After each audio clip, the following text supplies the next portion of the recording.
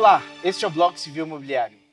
Hoje tenho a enorme satisfação de entrevistar novamente o desembargador Francisco Loureiro. Estamos aqui na plenária do Tribunal de Justiça, a quem eu mais uma vez agradeço por abrir as portas aqui ao nosso blog. E hoje nós vamos tratar a respeito de um projeto de lei que foi aprovado ontem e ao tempo em que este vídeo estará no ar, provavelmente isso já terá sido sancionado pelo atual presidente. Antes disso, gostaria de agradecer mais uma vez ao Dr. Francisco Loureiro por participar aqui da nossa iniciativa e nos conceder essa entrevista. Bom, eu que agradeço o convite e também espero que a entrevista seja de agrado de todos aqueles que nos assistem no blog Civil Imobiliário. Obrigado. Bom, hoje a gente vai tratar, portanto, de uma questão que há muito tempo assola os tribunais. Nós temos uma súmula do Tribunal de Justiça que permitia a todo e qualquer tempo que o adquirente de uma promessa de venda e compra pudesse rescindir, e o termo, salvo engano, é mesmo rescisão, talvez não seja o termo mais correto, mas permite, portanto, que o adquirente possa rescindir da promessa de venda e compra. Mas as construtoras declaram, sobretudo agora, num momento de crise imobiliária, que a promessa de venda e compra dos contratos sob a égide da incorporação imobiliária são contratos irretratáveis. E a gente tem, portanto, esse conflito, né? O tribunal, há muito tempo, ele permite sim, na maioria dos casos, permite sim a extinção desses contratos, autorizando uma retenção. Mas nem sempre ficou muito claro qual que é o percentual de retenção. Doutor Loureiro, o que esse PL ele trata e qual é a solução que o senhor verifica? Acha que foi prudente ou não essa aprovação? A questão é uma questão altamente polêmica. Eu só faço uma ressalva, que é a seguinte: a súmula número 1 do Tribunal de Justiça, que efetivamente permite ao promissário comprador inadimplente tomar a iniciativa do desfazimento do contrato, ela deve ser lida não como uma opção do promissário comprador. Ele não quer continuar com o contrato porque não lhe agrada, porque economicamente não lhe é vantajoso. Não.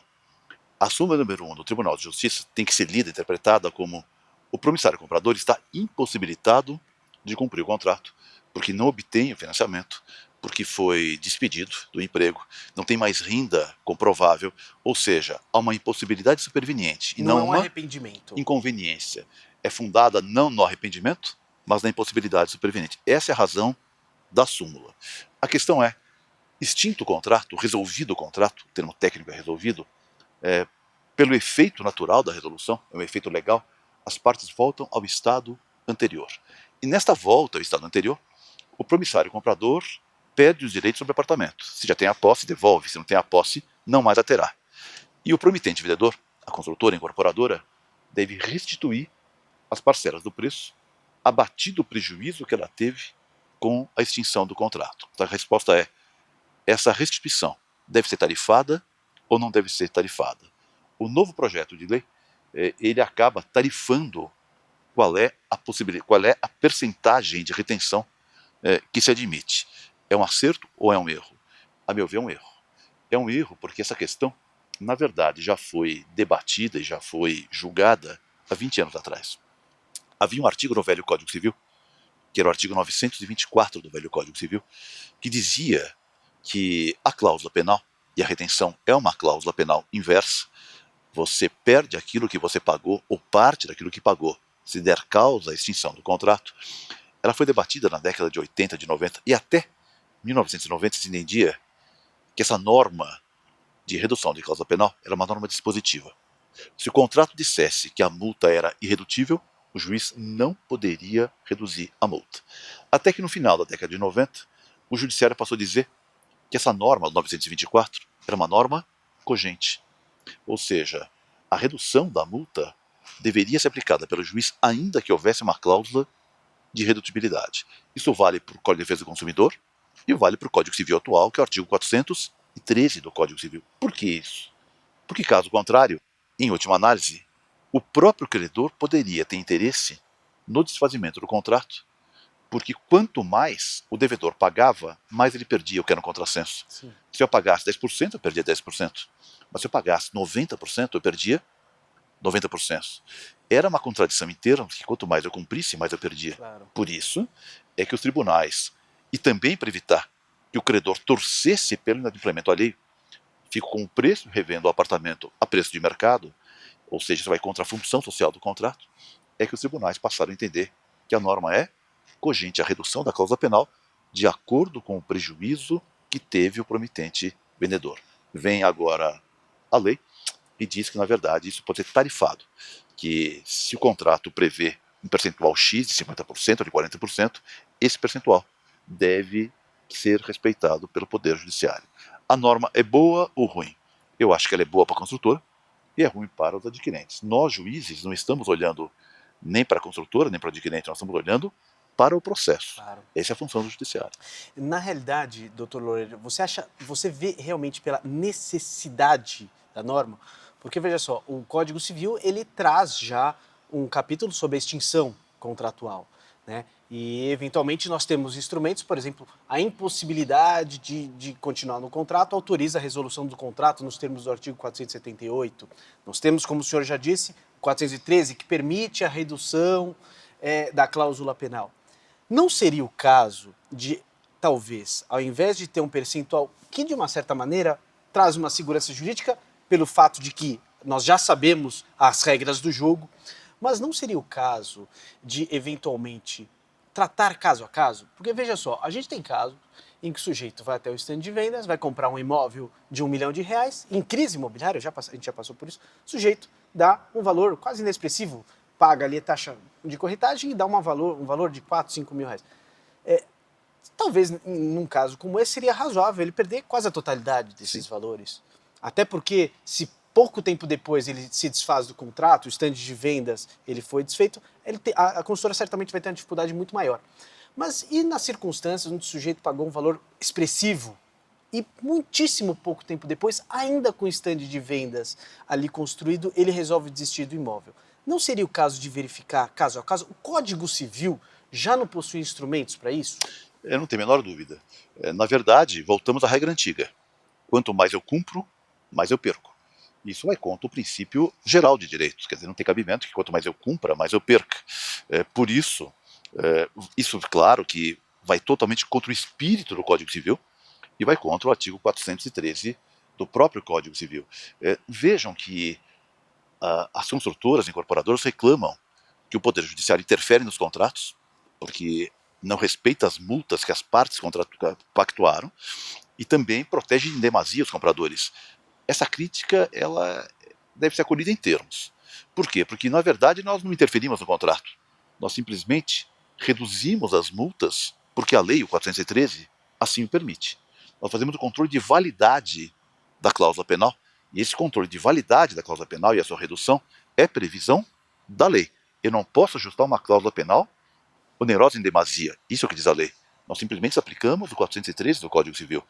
No que se refere aos percentuais que hoje a jurisprudência admite, 10, 20, 25% das quantias pagas, é claro que eles podem variar e até atingir 100% do que se pagou, dependendo do prejuízo demonstrado pelas construtoras. Eu, pessoalmente, já julguei vários casos em que o comprador foi emitido na posse e que eu determinei que ele perdesse 100% daquilo que ele havia pago, já que ele havia ocupado o imóvel, e que ficasse responsável pelo período de ocupação ainda, que gerou um crédito maior para a construtora. Então, a grande questão é que as partes escrevem muito no processo. Rios de tinta gastam, páginas e páginas, mas não provam. Quem tem o ônus de provar o prejuízo que teve? No caso é a construtora. Por quê? Ela tem os dados na mão. Ela tem as planilhas de custo na mão. Se ela me trouxer o quanto ela perdeu naquele caso concreto, eu, construtora, paguei o corretor, não repassei a taxa para ele.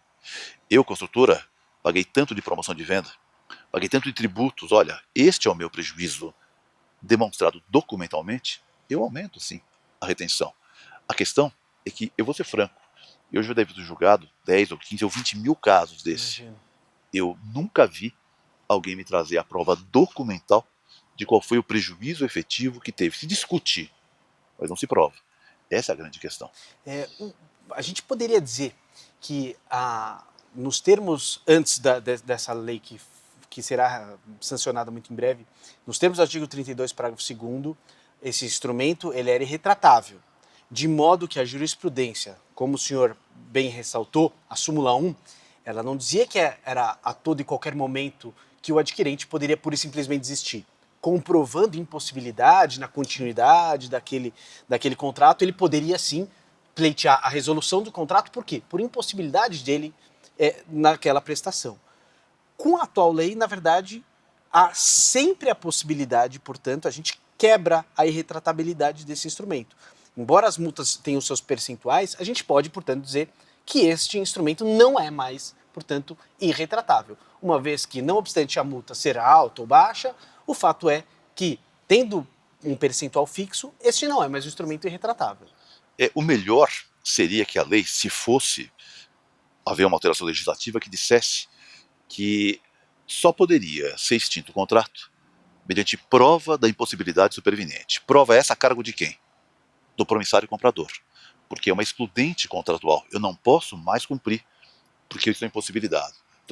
E a quem cabe a prova da excludente? A quem alega. Era melhor que a lei fosse mudada para dizer o contrato de compromisso de compra e venda, que por força de lei é irretratável, quer pelo artigo 32, quer pelo próprio Código Civil. Sim. O contrato de compromisso de compra e venda não é daqueles contratos que permitem denúncia, não é um mandato que eu posso denunciar. Era melhor que a lei explicitasse isso, que ele é retratável e que só pode ser extinto mediante prova a cargo de quem alega da impossibilidade de superveniência. Essa norma seria razoável. Para quê? Para corrigir os rumos da jurisprudência, que acabaram, em certos casos, admitindo a desistência e não a impossibilidade. Essa seria a norma correta e não dizer, olha, pode pular fora do contrato, mas vai pagar um pedágio mais alto. Não me parece. Eu acho que em termos dogmáticos, é isso que se discute em termos legislativos, isso vai contra toda a estrutura do direito obrigacional, como um todo.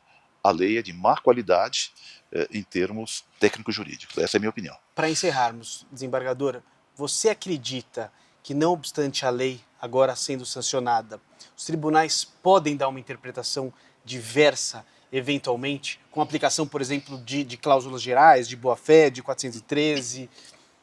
Aparentemente fica mais difícil, porque é uma norma de direito especial, é uma norma voltada a contratos específicos de compromisso de compra e venda de unidades autônomas e, portanto, que derroga a regra geral do 413 do Código Civil. O que vai se discutir, doravante, é se essa norma específica, especial, viola ou não o sistema do consumidor. Perfeito. É claro que o consumidor é um sistema de lei especial em termos subjetivos, ou seja, ele é lei especial que vale para o sujeito de direito, enquanto essa regra nova é uma lei especial em termos objetivos, serve para aquele tipo contratual. O que vai se indagar é se o direito do consumidor, o Código de Defesa do Consumidor, que tem origem constitucional no artigo 5º, a lei especial fará um Código de Defesa do Consumidor, irá ou não se sobrepor à lei especial a ele posterior, que é especial em caráter objetivo, mas não em caráter subjetivo.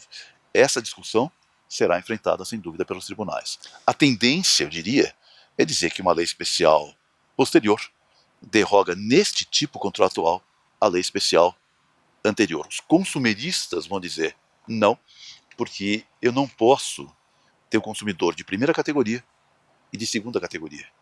Um consumidor de primeira categoria que em todos os tipos contratuais faz jus à redução da cláusula penal. E um consumidor de segunda categoria, que é aquele que contrata compromisso de compra e venda e fica sujeito a uma tarifação. Essa vai ser a discussão que os tribunais vão enfrentar. Desembargador Loureiro, gostaria de agradecer mais uma vez muitíssimo a sua entrevista. A gente está diante de um tema super polêmico e eu espero que todos do blog possam se deliciar com essa brilhante entrevista aqui concedida pelo Dr. Loureiro. Muito obrigado. Eu que agradeço.